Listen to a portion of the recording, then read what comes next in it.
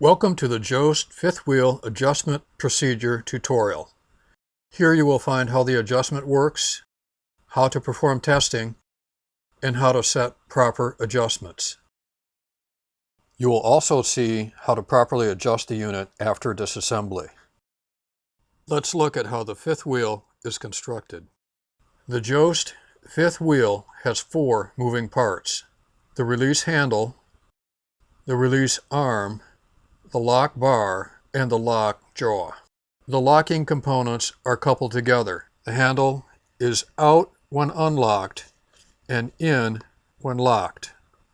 The lock adjustment screw is located at the side of the wheel as shown. Here's how the adjustment works. The lock bar is tapered and adjusts the lock tightness. Note that the lock position moves forward and back as the lock bar is adjusted.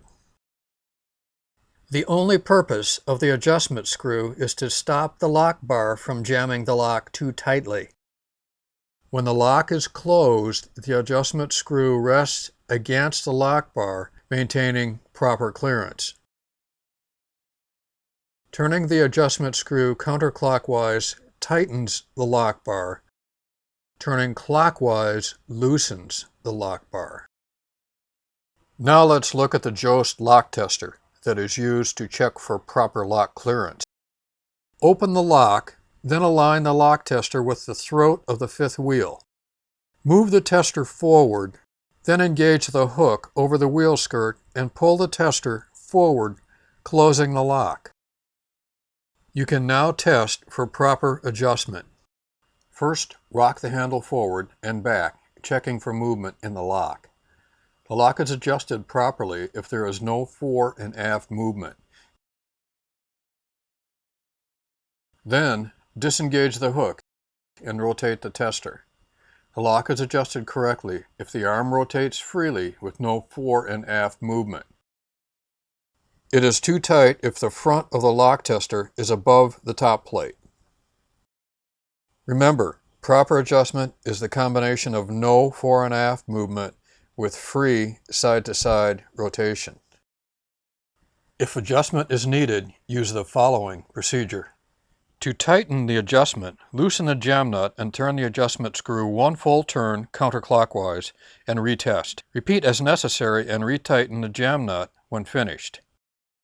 Remember, always turn the adjustment screw counterclockwise to tighten. Use care not to turn the wrong direction, as this can damage the release arm. Here is why. The release arm is captured at the pivot on the bottom and the release handle at the top. Turning the wrong direction will bend the release arm. If the release arm is bent, the handle will not fall off the notch when coupling. To adjust the unit after disassembly, follow this procedure. If the adjustment screw has been removed, the screw should be initially set so the tip of the lock bar is flush with this part of the casting. Then repeat the testing procedure with the lock tester. Adjust the lock as necessary and repeat to confirm proper adjustment.